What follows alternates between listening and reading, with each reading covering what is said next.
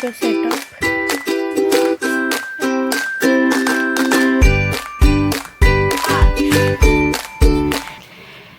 Hello YouTube fam, what's up. I am back with another video. और ये मेरी शायद यूट्यूब की पहली वीडियो है जो कि शॉर्ट नहीं है या फिर जो कि इंस्टा पे नहीं जाएगी। So this is basically a review video of CA Kapil Goyal sir, from whom I took face-to-face classes of CA Intergroup 2 Audit and Assurance. तो सबसे पहले let's start कि मुझे कपिल सर के बारे में पता कैसे चला कि मैंने उनसे फेस टू फेस क्लासेस क्यों ली। मेरे एक सीनियर हैं, उन्होंने मुझे सजेस्ट किया कि कपिल गोयल सर बहुत अच्छा ऑडिट पढ़ाते हैं एंड ऑल। और फिर उन्होंने मुझे उनकी थोड़ी क्लिप्स दिखाई थी जिसमें वो बहुत मस्ती करा रहे थे, which I am a fan of. तो मेरा डिसाइडेड था कि मुझे ग्रुप 2 के कोई से भी सब्जेक्ट किसी से भी लेना है, बट ऑडिट मेरे को कपिल सर से ही लेनी है। आई डोंट नो वाई, मैंने उनकी एक ही वीडियो देखी थी बट मेरे को वो बहुत पसंद आए थे और उनके बारे में मैंने सबसे अच्छे रिव्यूज़ ही सुने थे। Secondly, what I personally love the most about him is उनका experience. He has worked in so many big firms. उनका आर्टिकलशिप एक्सपीरियंस इतना अच्छा है। हर चीज़ का प्रैक्टिकल एग्जाम्पल हर कोई नहीं दे सकता, विच कपिल सर डज। तो उससे आपको एक क्लियर और बेटर अंडरस्टैंडिंग होती है। आप जब भी दोबारा से वो कॉन्सेप्ट रिवाइज करते हो तो आपके माइंड में वो पूरी स्टोरी आती है कि हाँ, जब कपिल सर क्लास में ये पढ़ा रहे थे तो उन्होंने हमें वाला इंसिडेंट बताया था। और उस समय मतलब क्लास का माहौल अलग ही हो जाता है। वो उनके स्टोरीज, उनकी केस स्टडीज, उनके इंसिडेंट्स बहुत ही अलग लेवल होते हैं। This is what I love the most about him. I should show you what study material does he provide. We've got these 5 books. एक एक करके इनको देखेंगे। ये दोनों हमारे मेन मॉड्यूल्स हैं जिससे हमें क्लास में पढ़ाया जाता है। और ये पूरा कलरफुल बुक है, इसमें पिक्चर्स। I love colours. मतलब मेरे नोट्स भी हमेशा कलरफुल होते हैं, चाहे वो छोटे से नोट्स हो चाहे वो लंबे चौड़े नोट्स हो, मेरे नोट्स हमेशा कलरफुल होंगे। और I personally love colourful books. मतलब मुझे ब्लैक एंड वाइट बुक्स से पता नहीं क्या, बट यू नो मैंने ये चीज़ नोटिस की है कि सब लोग मुझे पूछते हैं कि क्या फ़ायदा कलरफुल नोट्स बना के, पढ़ना तो वही है, चाहे तुम ब्लैक पेन से लिखो, ब्लू पेन से लिखो, चाहे तुम। मैं 7 पेन्स यूज़ करती हूँ जब मैं नोट्स बनाती हूँ। तो मैं ये सोचती हूँ कि अगर मैंने अपनी कॉपी बराबर में रखी और एक दूसरी की कॉपी बराबर में रखी तो मेरा किस कॉपी से पढ़ने का मन करेगा। एक तो पढ़ने के लिए खुद को कन्विंस करना, खुद को मोटिवेट करना, यही एक लेवल होता है, एक स्टेप होता है। और उसके बाद भी आपकी जब कॉपी इतनी बेरंगी हो, इतनी बोरियत से भरी हो, तो बिल्कुल नहीं पढ़ा जाता। तो ऐसे नोट्स, ऐसी बुक्स होनी चाहिए जिनको देख के हाँ लगे कि हाँ जिंदगी में थोड़े तो कलर्स हैं यार। सर हमें यही बोलते हैं कि इन मॉड्यूल्स से बाहर आपको एग्जाम में कुछ नहीं मिलेगा। और ये उनका पास्ट एक्सपीरियंस भी प्रूव करता है कि हाँ, जो भी आता है इन मॉड्यूल से आता है। अगर आपने इन मॉड्यूल्स को अच्छे से पढ़ लिया तो बहुत हाई चांसेस है कि आप 100% पेपर एटलीस्ट अटेम्प्ट तो करके आओगे ही। थर्ड, हमें मिलती है ये चार्ट बुक जिसमें पूरा सिलेबस चार्ट्स के फॉर्म में कवर्ड है। ये 15 चैप्टर्स तक, हर चैप्टर के चार्ट्स हैं इसमें।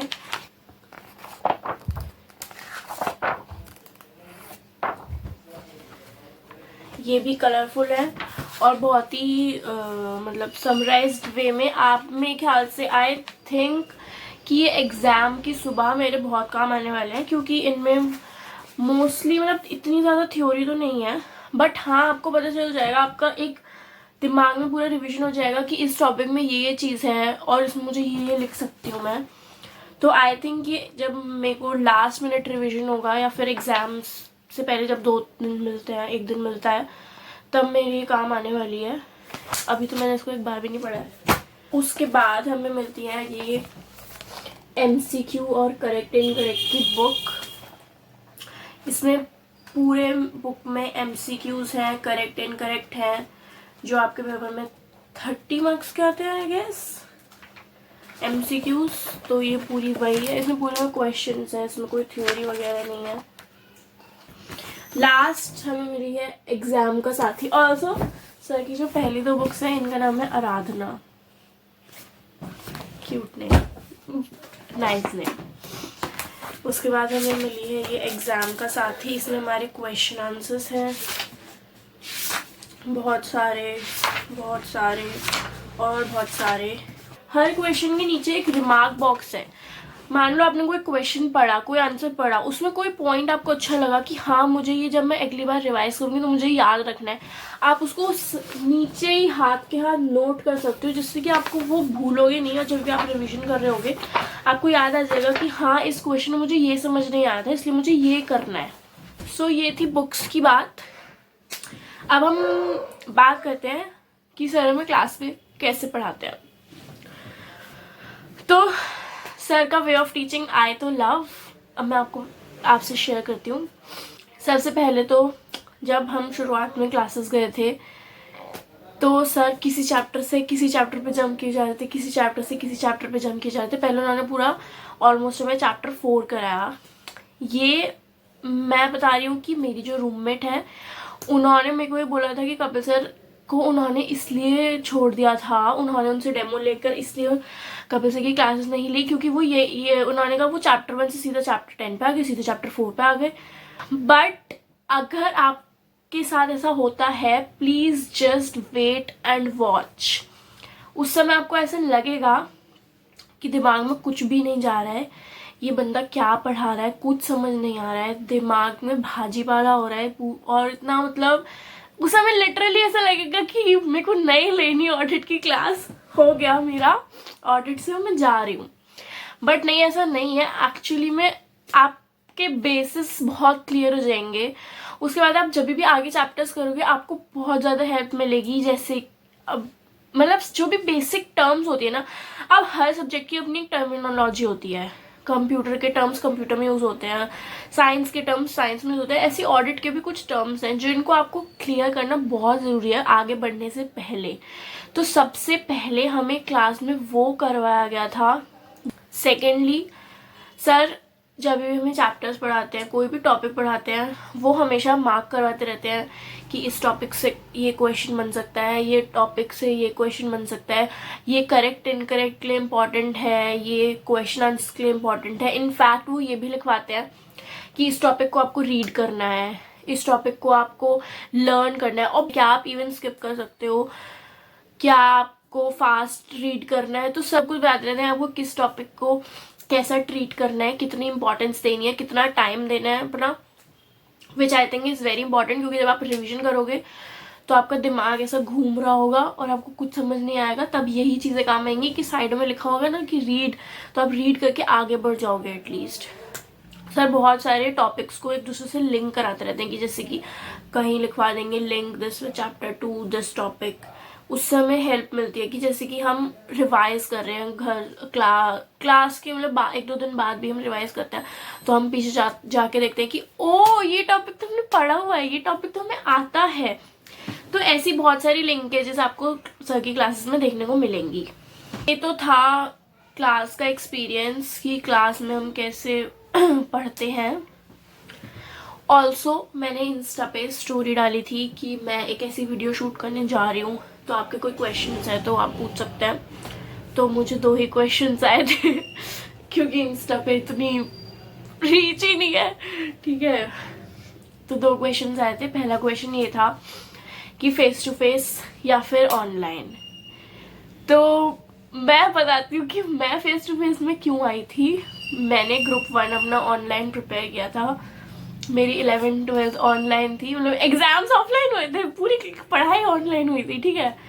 बोर्ड्स अपने 2 दिए, टर्म 1 टर्म 2, बट वो दिमाग में इतना भर गया था ना, पूरे दिन लैपटॉप के आगे बैठना मेरे से नहीं हो रहा था, बहुत ज़्यादा मेंटली टायरिंग हो रहा था सब ऑनलाइन ऑनलाइन ऑनलाइन।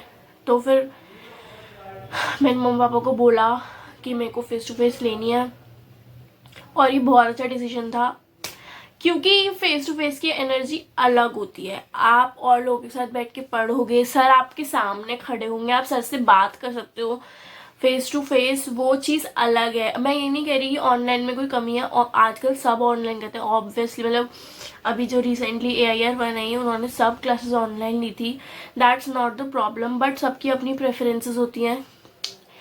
मेरे हिसाब से face to face is unmatchable. Face to face online face to face को कभी रिप्लेस नहीं कर सकता इन माय ओपिनियन। सेकेंडली मेरे को ये क्वेश्चन आया था कि हमें राइटिंग प्रैक्टिस करने की ज़रूरत है या नहीं। आई थिंक सबके लिए अलग आंसर हो सकता है इसका। जिसको राइटिंग में प्रॉब्लम होती है वो राइटिंग प्रैक्टिस उसको करनी चाहिए, और देयर इज़ नो हार्म। आप जब लिखोगे आपको ज़्यादा रिटेन रहेगा।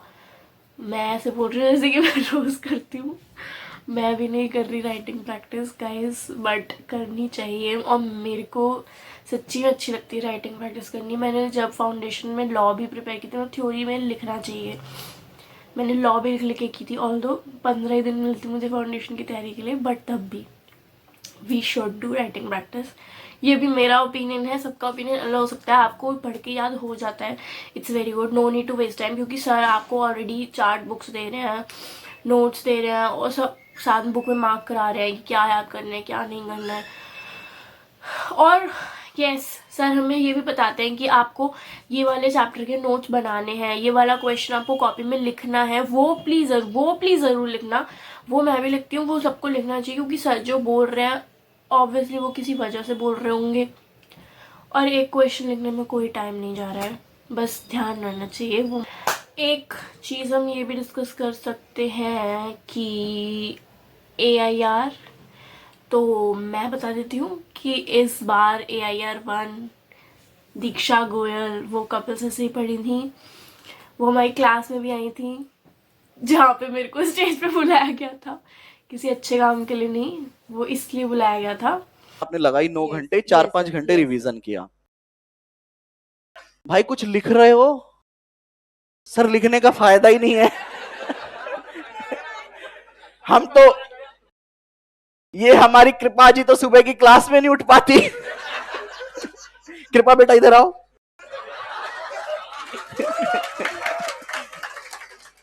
ये कृपा है, जब मैं अपना बैग लेके जा रहा होता हूं, ये स्टेज से मुझे आती हुई दिखती है। सॉरी सर, आज उठ नहीं पाई। बैठो। तो कोई बात नहीं, कल से रोज जाऊंगी। कई लोगों को ये भी डाउट होता है कि सर टेस्ट देंगे या नहीं, तो हाँ, सर ने हमें बोला है कि सर हमें टेस्ट देंगे। सर ने हमें एक डेट दी है, एक डेडलाइन दी है कि इस डेडलाइन तक आपको ये चीज़ रिवाइज करनी है, उसके बाद मैं टेस्ट अपलोड करूँगा, आपको वो लिख के मेरे को सबमिट करने हैं। फेस टू फेस वालों को वहीं सबमिट करने हैं, ऑनलाइन वालों को I don't know, I think PDF form में सबमिट करने हैं। तो yes, Kapil sir takes tests. एक चीज़ की गारंटी आपको मैं दे देती हूँ कि कपिल सर की क्लास में कोई बच्चा बोर तो नहीं होगा, ये तो मैं पक्का कह सकती हूँ, क्योंकि कपिल सर की क्लासेस बहुत इंटरेस्टिंग होती हैं। आपको मतलब नई नींद तो नहीं आएगी। और प्लस हाँ, कुछ टीचर्स होते हैं जिनकी क्लासेस की ड्यूरेशन बहुत ज़्यादा हो जाती है, मेरे को नाम नहीं पता, मैं किसी सब टीचर का नाम नहीं ले रही, किसी सब्जेक्ट का नाम नहीं ले रही, मे बी ऑडिट में नहीं भी होती होगी, बट कपिल सर की क्लासेस की ड्यूरेशन बियरेबल होती है, लिमिटेड होती है। ऐसा भी नहीं है कि सर 3-5 घंटे बिठा के रख रहे हैं, नहीं, उनको हमारी कैपेसिटी पता है और वो उस हिसाब से ही पढ़ाते हैं। Okay, so I think I have covered most of the things. बाकी चीज़ों के लिए you can DM me on my Instagram. Plus, I would totally recommend Kapil sir to any of my juniors or any of the students who are gonna prepare for CA Inter, Group 2, Audit and Assurance. This was it. Kapil sir की GDPD classes के लिए caindia.org website है उनकी, वहाँ से आप ले सकते हो। This was it. Bye bye. See you soon.